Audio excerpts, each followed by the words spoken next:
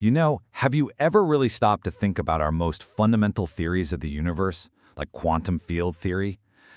Are they actually showing us what reality is? Or are they just an incredibly good map we've drawn for ourselves? That's what we're going to dig into. Are we looking at the actual territory, or are we just looking at the lines we've drawn on a page? It's a huge question, right? Philosophers have been wrestling with it forever, but it's also sitting right at the heart of modern physics. We're going to explore whether this world of particles and fields is the actual fundamental truth, or if it's more like a picture that gets painted by the very act of us looking at it. And look, if you've ever felt like this, student, trust me, you are not alone. The world that quantum physics describes can feel just bizarre, totally abstract.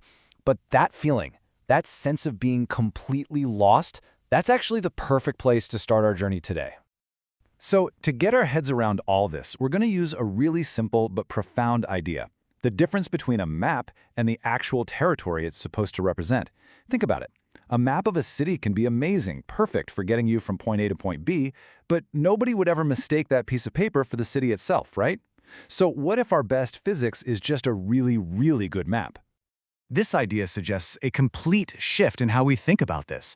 Instead of seeing quantum field theory as some kind of photograph of reality, what if we see it as a powerful calculator? It's a tool, one that we built, designed to predict the results of our experiments with, honestly, stunning accuracy. But a calculator, that's not the same thing as the reality it's calculating, is it? And here's the absolute key. To make any map, to use any calculator, you first have to make divisions. You have to draw a line. You have to separate the thing you want to measure from everything else. But what if, and this is the big what if, in fundamental reality, those separations don't actually exist at all? All right, so let's actually trace this journey of separation. We're going to see how we go from this idea of a seamless whole reality to the neat, divided models that we work with in science. Okay, so check this out. Our journey starts in this hypothetical place the source calls C-space. Just think of it as the raw, unfiltered territory. It's a single, dynamic fabric of reality. And in this state, before anyone is looking, there are no separate objects, no devices, no particles. It's just one unified, interconnected whole.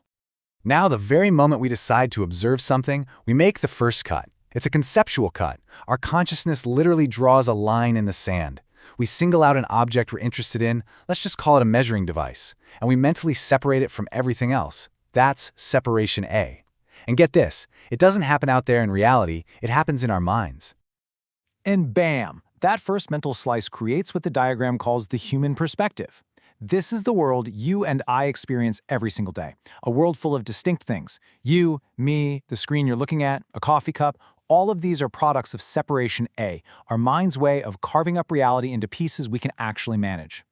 So how do we get from just seeing the world as separate things to a full-blown scientific theory? Well, first, we perceive that division in the world. Then, we use the scientific method to kind of formalize that perception, to make it rigorous.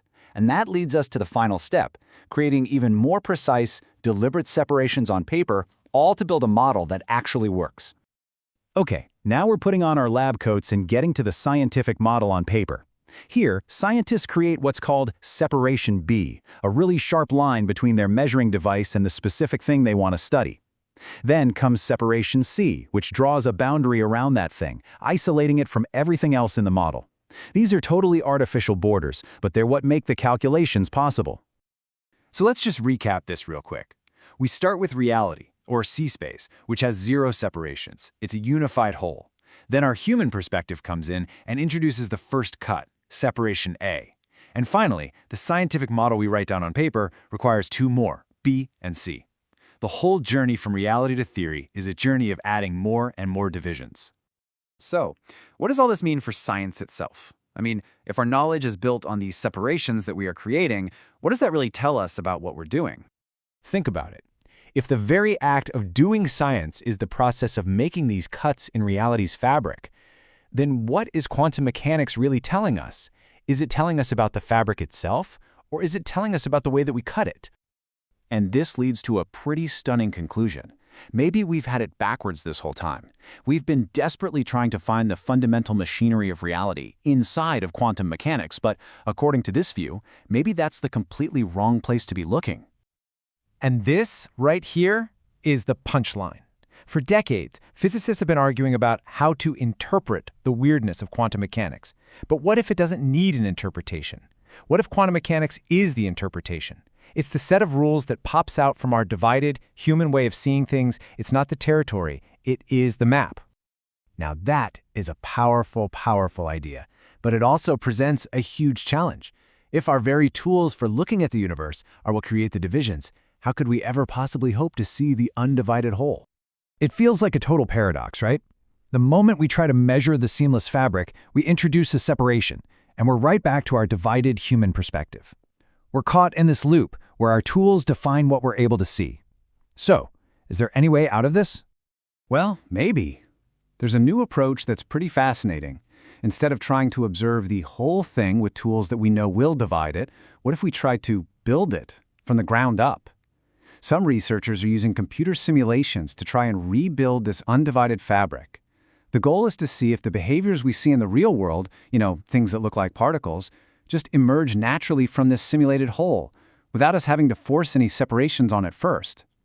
And so that's the final, profound question I want to leave you with.